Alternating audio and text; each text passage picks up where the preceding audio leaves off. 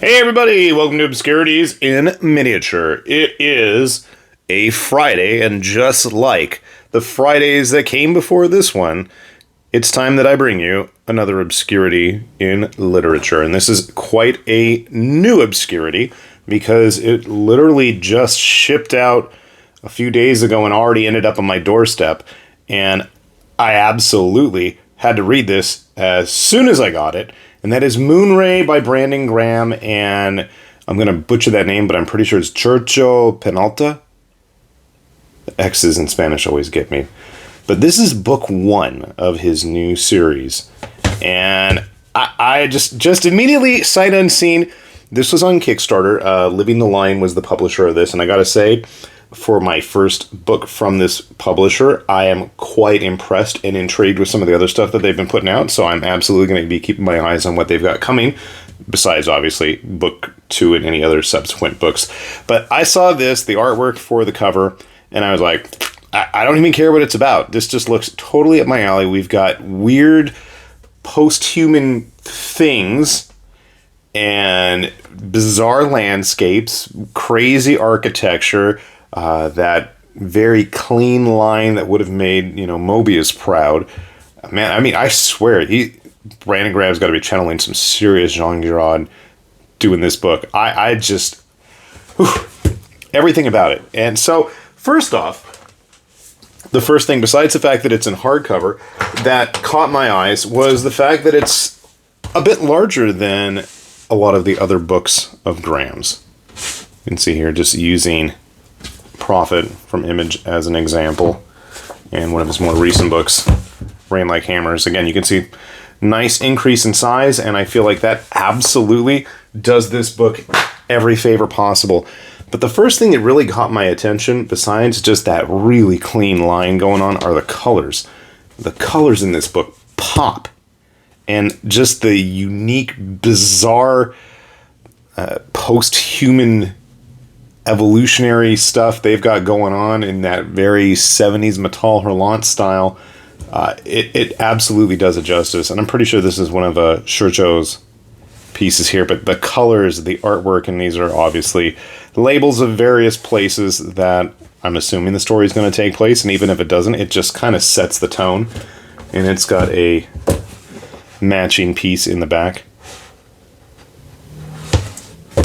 Now, there's a lot of similarities between this and Graham's other works. If you're a fan of that, there's a lot of those elements from Prophet that I really, really liked. For instance, just the kind of strolling through a new world with a very neutral, observant narration. It really, really is enjoyable to me. Just explaining everything. And it kind of reminds me of reading like the old Dougal Dixon Man After Man, those kind of books where, that kind of speculative evolution, just because that's kind of what's going on here. And I love this frontispiece.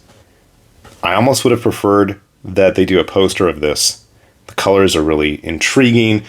We see characters that do not show up in this volume. I'm not going to mention which. And what's interesting about all this is, despite the absolute abstract bizarreness of the characters, they really have a lot of life to them, and they are very individual in their personalities. We start with this kind of sepia tone black and white samurai battle, which then segues into what is, mankind's evolution, as we have these giant godlike creatures with the lieu, which is a liquid excreted by the gods that basically it's like the life of the gods, and that's kind of how we have the whole story start right here with our main character, the lieu hero, being born and then going on his adventure, as all good heroes do. I don't know why, but the whole intro reminded me a bit of Xenoblade. Maybe it's just the giant things clashing, and some very beautiful landscapes that eventually segue into the typical craziness. You can see a little bit of it back there. I'm not going to show you too much or spoil too much, but again, the colors in this book really, really nice. The scenery, the places they go, And again, we've got like all of the just random little bits of lore that go in with the story.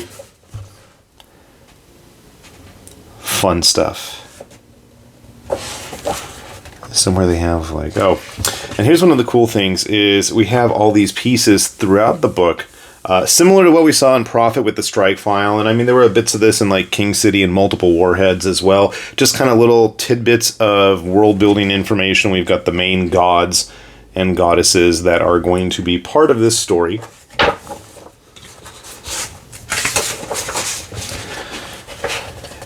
The sound farms. Just very visually unique, distinct, creative stuff.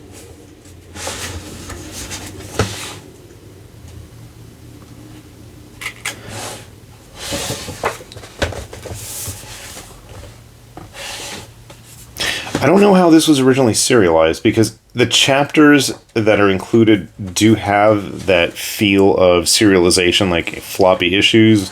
I don't know if it was actually published like that. I'm not much up to speed these days on what's coming out in comicsdom. I'm going to find interesting comics and go from there. And just these interesting, bizarre landscapes that the characters travel throughout the story. I'm just selecting a few key ones here. Obviously, don't want to spoil too much. And the colors, really impressive. And then what's really neat is we have this whole backup story, which does tie back into it by the other artist whose name I don't want to butcher too badly. Churchill. I mean, Churchill seems the way it would be pronounced. I should have checked with the Spanish teachers in the family, but I didn't. I don't know why, but this gives me bits of Arzak vibes with the ride that the character is wandering through the scenery on.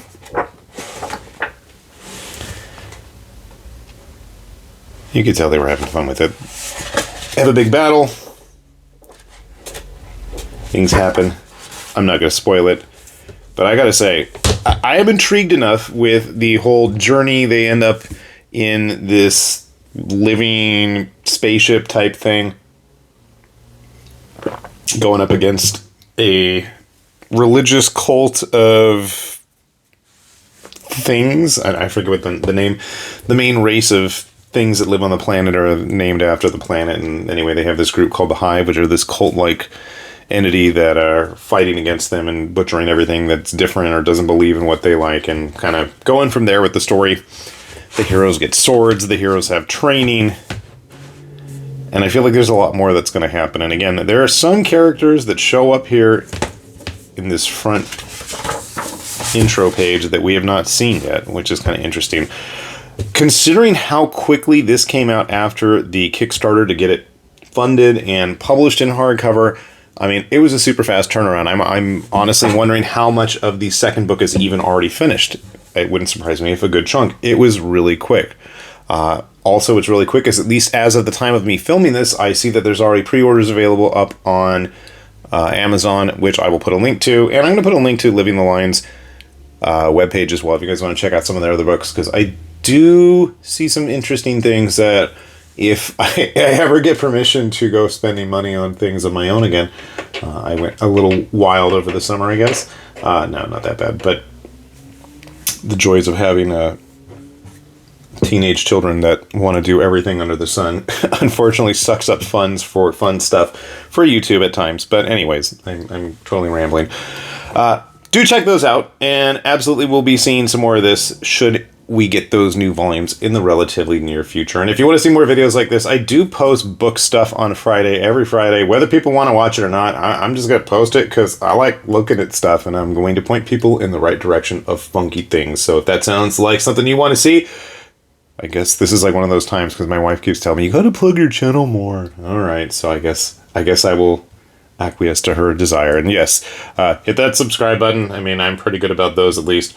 We do put videos up quite a bit. So hopefully something there will catch your fancy. And with that said then, this has been High Lord Tamberlane with Obscurities and Miniatures, saying thanks for watching, and we will see you back here soon. Bye-bye!